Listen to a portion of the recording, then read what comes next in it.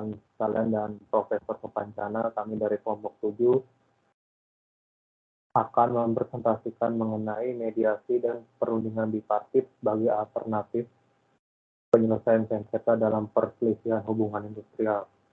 Kelompok kami terdiri dari saya, Partogi Christian, Corinthus Nonganara, Delwin, Ravaldi, Yosia, Luis, dan Paulo Juan. Next.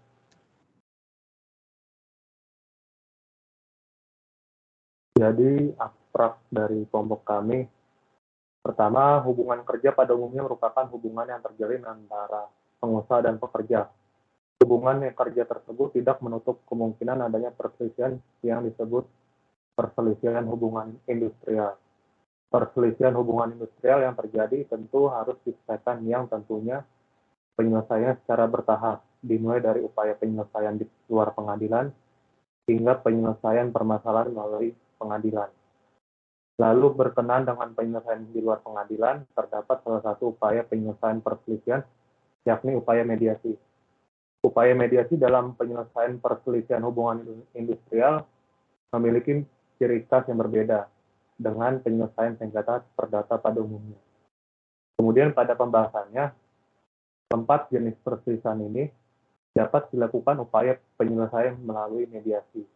Upaya penyelesaian sengketa melalui mediasi merupakan upaya penyelesaian di luar pengadilan, yang penyelesaiannya dilakukan secara kekeluargaan, sehingga menghasilkan hasil yang saling menguntungkan bagi para pihak yang bersengketa. Kemudian penyelesaian sengketa melalui mediasi juga diharapkan untuk menyelesaikan permasalahan hingga tuntas, sehingga permasalahan tidak berlarut-larut hingga diajukan upaya penyelesaian melalui pengadilan. Next. Latar belakang dari kelompok kami yaitu hubungan kerja merupakan hubungan hukum yang terjalin antara pekerja dan pengusaha. Hubungan kerja sebagai hubungan hukum disebabkan karena dalam hubungan kerja tersebut memiliki tindakan hukum yang dilakukan oleh masing-masing pihak, serta memiliki akibat hukum di dalamnya. Hubungan kerja sebagaimana dijelaskan pula dalam Undang-Undang Republik Indonesia Nomor 13 Tahun 2003 tentang Ketenagakerjaan pada pasal 1 ayat 15 bahwa hubungan kerja adalah hubungan antara pengusaha dengan pekerja atau buruh berdasarkan perjanjian kerja yang mempunyai unsur pekerjaan, upah, dan perintah. Hubungan kerja yang terjalin antara pengusaha dan pekerja tidak menutup kemungkinan terjadi perselisihan baik antara pekerja dengan pengusaha maupun perselisihan yang terjadi antara serikat pekerja dalam satu perusahaan. Perselisihan yang tersebut menimbulkan persengketaan antara pihak-pihak yang berselisih. Perselisihan yang terjadi dalam hubungan kerja tersebut selanjutnya disebut sebagai perselisihan hubungan industrial. Kemudian berkenaan dengan perselisihan hubungan industrial yang terjadi tersebut, maka terdapat upaya hukum yang dapat ditempuh secara bertahap, tergantung pada jenis perselisihan yang terjadi dimulai dari upaya penyelesaian secara non-litigasi, secara bipartit, mediasi, konsiliasi, dan arbitrase, serta upaya penyelesaian sengketa secara litigasi. Mediasi sebagai upaya penyelesaian sengketa secara litigasi merupakan upaya masuknya pihak ketiga untuk menyelesaikan permasalahan para pihak tanpa memihak salah satu pihak. Mediasi sebagai upaya penyelesaian sengketa dalam perselisihan hubungan industrial memiliki ciri khas yang berbeda dengan mediasi pada sengketa perkara perdata pada umumnya. Berdasarkan hal tersebut, maka mediasi sebagai upaya penyelesaian perselisihan hubungan industrial menarik untuk dikaji, bertepatan dengan jenis-jenis perselisihan hubungan industrial yang dapat dilakukan melalui mediasi, sebagai upaya penyelesaian sengketa serta kajian hukum mengenai pentingnya upaya mediasi dalam menyelesaikan perselisihan hubungan industrial yang terjadi. Kemudian akan dilanjutkan oleh rekan saya. Selanjutnya, rumusan masalah yang dikaji dalam kelompok saya yaitu pertama, bagaimana efektivitas mediasi dalam penyelesaian sengketa dalam bidang hubungan industrial. Yang kedua, ada bagaimana mekanisme penyelesaian sengketa dalam bidang hubungan industrial. Dan yang ketiga, ada bagaimana upaya konkret dalam penyelesaian sengketa hubungan industrial dalam kasus nomor 131/PDT-SUS/PHI/2020/PN Surabaya. Kerangka teori dari definisi perselisihan hubungan industrial itu sendiri yaitu perselisihan hubungan industrial terdapat dua macam jikalau mengacu pada subjek hukum, yaitu perselisihan hubungan industrial antara pengusaha maupun kelompok pengusaha dengan para buruh serta serikat buruh. Berikutnya merupakan perselisihan hubungan industrial antara serikat buruh dengan serikat buruh lainnya dalam satu perusahaan. Berdasarkan Undang-Undang Nomor 2 Tahun 2004, terdapat beberapa lembaga penyelesaian hubungan industrial seperti Lembaga Perlindungan Bipatrit, Lembaga Mediasi, Pengadilan Hubungan Industrial, Lembaga Arbitrase, serta Lembaga Konsiliasi. Dalam hal menyelesaikan perselisihan hubungan industrial, lembaga tersebut mempunyai kewenangan mutlak yang masing-masing memiliki perbedaan. Akan tetapi, pada prakteknya, jalur mediasi merupakan upaya yang sering digunakan oleh pihak yang berselisih dalam menyelesaikan sengketanya. Lalu berdasarkan pasal 2 UU nomor 2 tahun 2004 menyatakan bahwa jenis-jenis perselisihan terdiri dari 4 jenis, yaitu ada perselisihan hak, perselisihan kepentingan, perselisihan pemutusan hubungan kerja, dan perselisihan antara serikat pekerja dalam perusahaan yang sama. Jenis-jenis perselisihan tersebut mempunyai perbedaan yang secara signifikan yang dibedakan dari segi lingkup perselisihannya. Definisi masing-masing jenis perselisihan tersebut tertera dalam pasal 1 ayat 2, 3, 4, dan 5 Undang-Undang Nomor 2 Tahun 2004. Yang pertama, perselisihan hak, yang merupakan perselisihan yang muncul karena tidak dipenuhinya hak akibat adanya perbedaan implementasi atau penafsiran kepada ketentuan regulasi, peraturan kerja, peraturan perusahaan, atau peraturan kerja bersama. Lalu perselisihan kepentingan, yaitu perselisihan yang muncul dalam hubungan kerja karena tidak adanya kesesuaian pendapat mengenai pembuatan dan atau perubahan syarat-syarat kerja yang ditentukan dalam perjanjian kerja ataupun peraturan perusahaan atau perjanjian kerja bersama. Lalu ada perselisihan pemutusan hubungan kerja, merupakan perselisihan yang muncul karena tidak adanya kesesuaian pengakhiran hubungan kerja yang dilakukan oleh salah satu pihak. Lalu yang terakhir ada perselisihan antara serikat pekerja atau serikat buruh, yaitu serikat pekerja atau serikat buruh dengan serikat pekerja atau serikat buruh dalam perusahaan yang sama karena tidak adanya penyesuaian pendapat mengenai keanggotaan, pelaksanaan hak, dan kewajiban serikat pekerjaan. Lalu mediasi dalam hubungan industrial itu, mediasi merupakan salah satu jenis alternatif penyelesaian sengketa. Mediasi yaitu upaya yang penting dilakukan dalam penyelesaian perselisihan antara para pihak.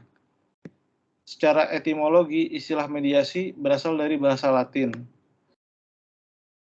mediare, yang berarti berada di tengah. Arti tersebut melihat pada peran yang melibatkan pihak ketiga sebagai mediator dalam menjalankan tugasnya menengahi dan menyelesaikan sengketa antara para pihak. Perselisihan hubungan industrial tentunya perlu diupayakan penyelesaian secara cepat agar perselisihan hubungan industrial tidak berlarut-larut yang dapat memicu konflik yang baru. Upaya tersebut dapat dimulai melalui non-litigasi sebelum akhirnya diupayakan secara litigasi. Penyelesaian secara non-litigasi diupayakan agar perselisihan dapat segera selesai dalam waktu singkat, serta para pihak menemukan solusi yang sifatnya disepakati antara para pihak.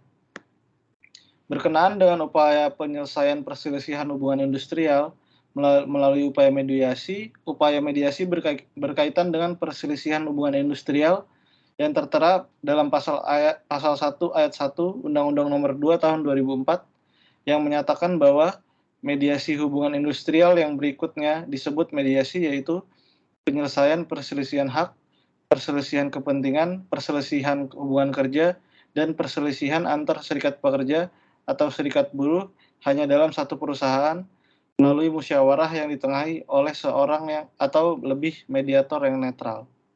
Selanjutnya akan dilanjutkan oleh teman saya. Oke, sekarang akan saya jelaskan tentang kerangka konseptual dari paper kelompok. Nah, kelompok kami itu desain kerangka konseptualnya seperti ini, desain relatif sederhana karena menurut kami itu kerangka konseptual ini itu telah mengcapture variabel-variabel dalam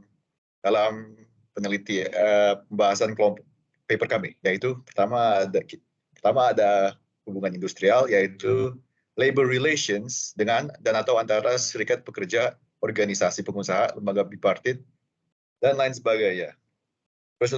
Perselisihan itu hubungan industrial itu meliputi perselisihan hak, kepentingan, pemutusan hubungan kerja, dan perselisihan antara pihak pengusaha dan perusahaan yang sama. Dalam perselisihan hubungan industrial itu selalu melibatkan pihak yang ketiga, yaitu diantaranya itu bisa menjadi mediator, konsiliator, atau hakim pengadilan hubungan industrial. Nah, mediasi dan penyelesaian sengketa di luar pengadilan lainnya, yaitu arbitrasi, konsiliasi, dan lain-lain, dalam rangka perselisihan hubungan industrial sudah diatur dalam beberapa peraturan. Yang paling notable yaitu Undang-Undang Nomor 2 tahun 2004 tentang penyelesaian perselisihan industrial. Nah, mediasi itu lebih kondusif untuk mencapai senario win-win bagi pihak yang bersengketa. Dan selain itu, berdasarkan data yang tercatat pada Dinas Tenaga Kerja dan Transmigrasi di Provinsi Bali, perselisihan hubungan industrial yang melibatkan mediasi terjadi sudah sebanyak 64 kali di seluruh Indonesia.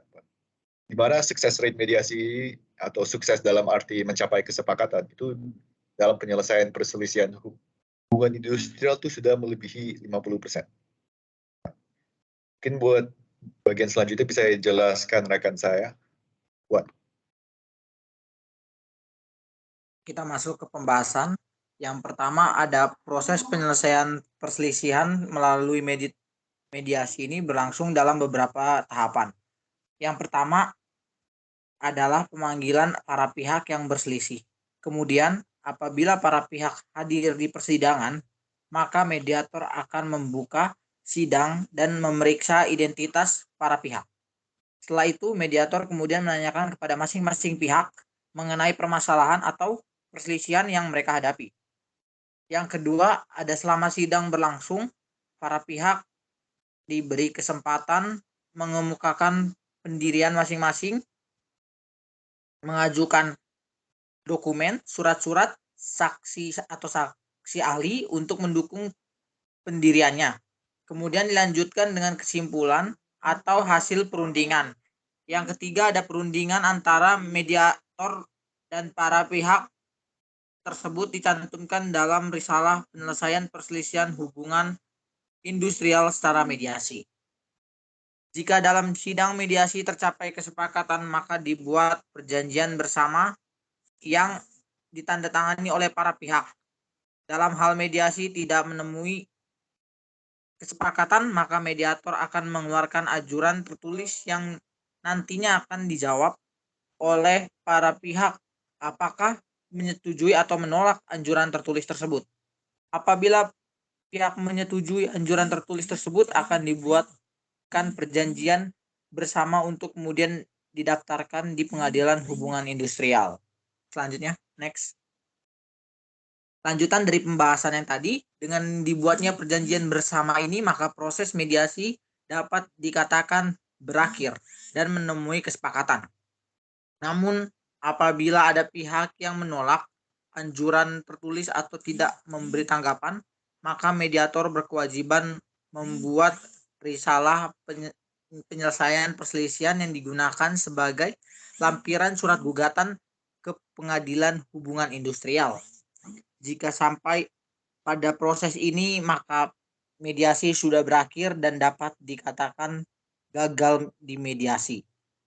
Yang selanjutnya ada berdasarkan data yang tercatat pada Dinas Tenaga Kerja dan Transmigrasi Provinsi Bali pada tahun 2008 sampai 2012 terdapat 71 kasus perselisihan hubungan industrial yang diantaranya adalah sebanyak 64 kasus perselisihan pemutusan hubungan kerja atau PHK dengan 39 kasus yang berhasil mencapai kesepakatan dalam mediasi dan 25 kasus gagal mencapai kesepakatan dalam mediasi.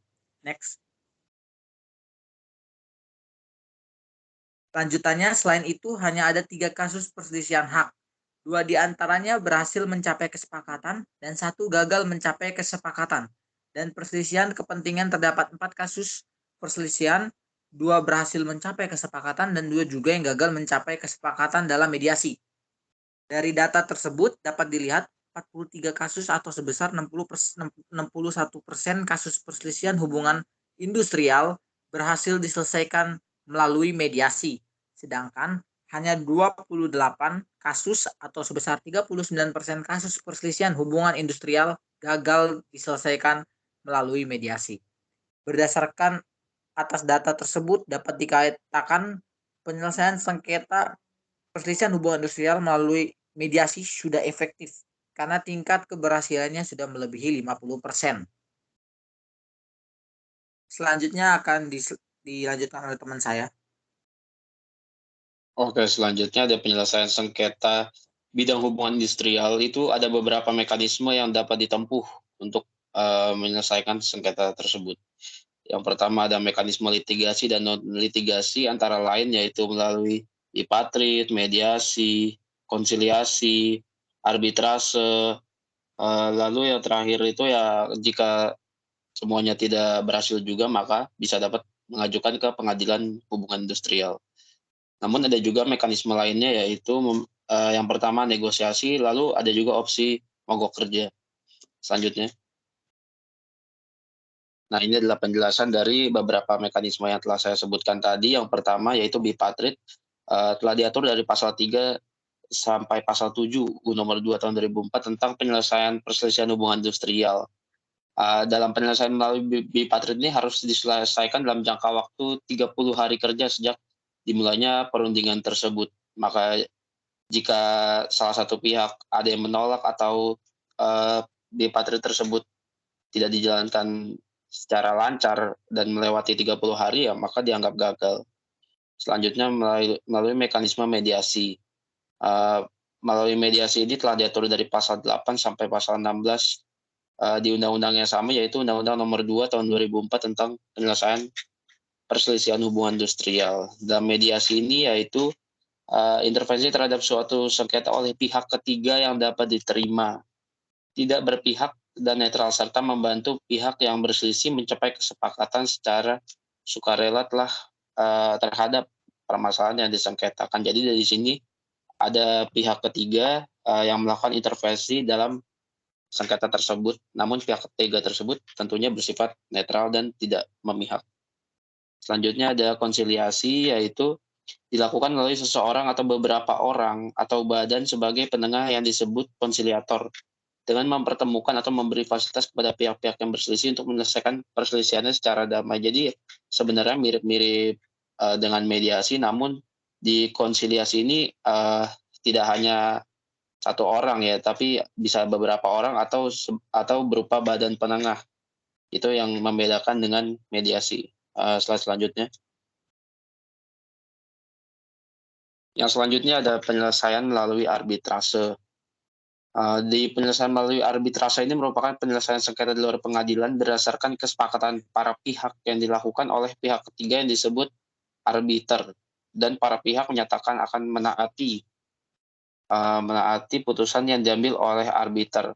Jadi melalui arbitrase ini sebenarnya ya mirip juga dengan mediasi, namun di sini ada pihak yang disebut sebagai arbiter, dan arbiter ini sebagai penengah namun juga bisa memberikan keputusan gitu terhadap sengketa yang sedang dihadapi oleh para pihak.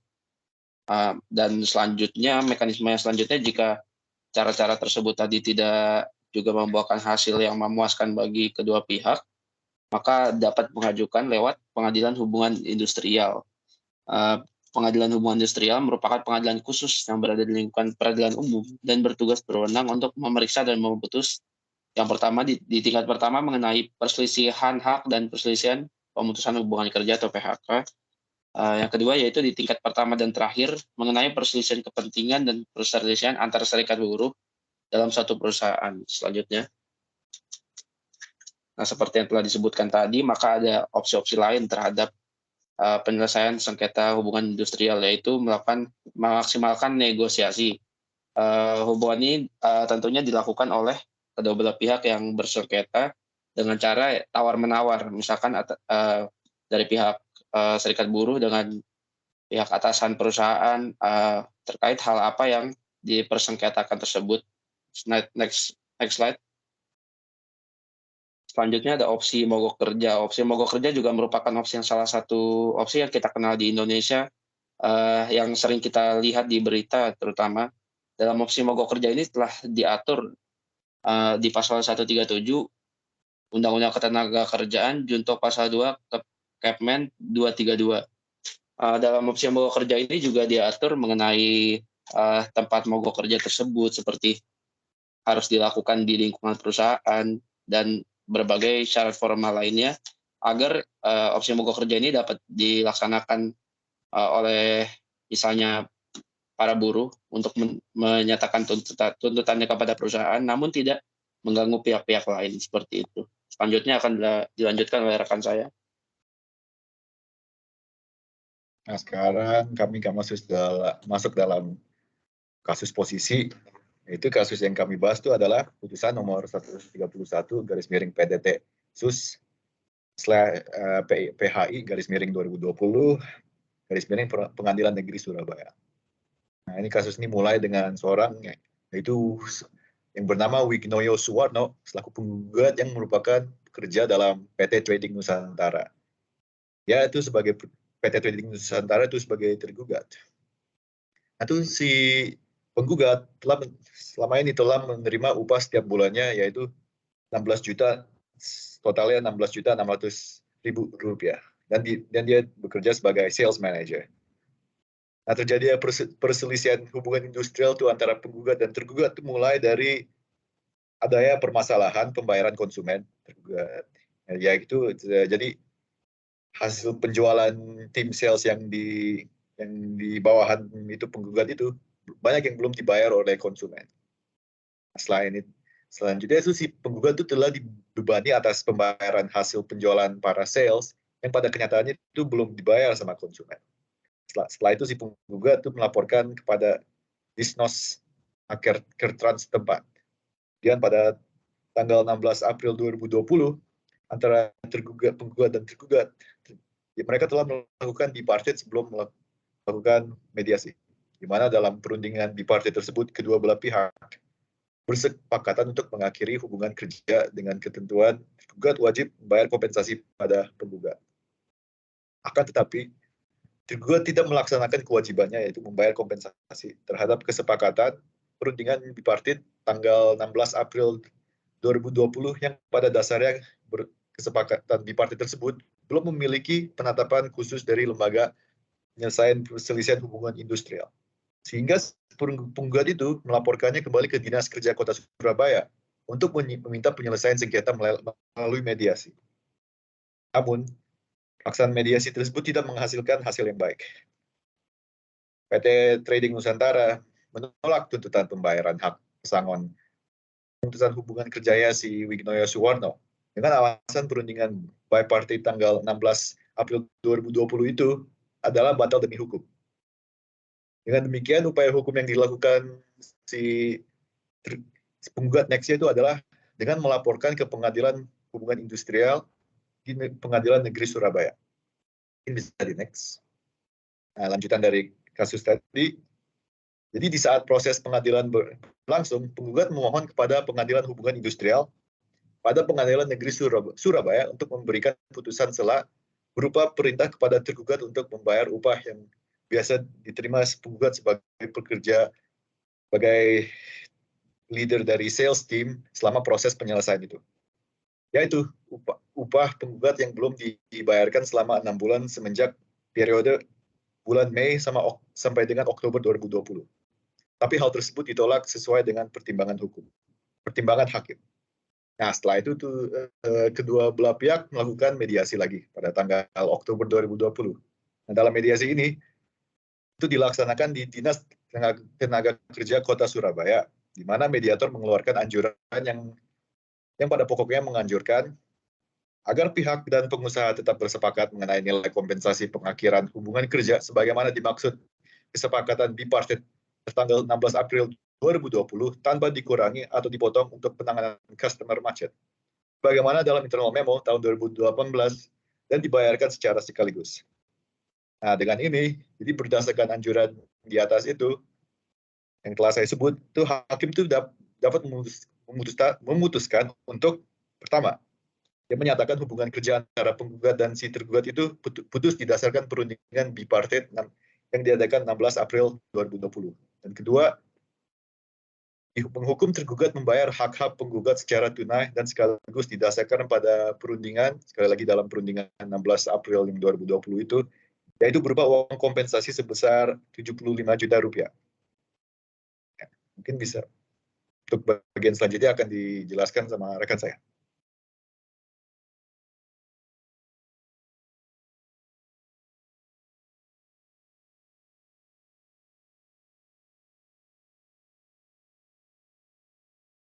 Baik, next.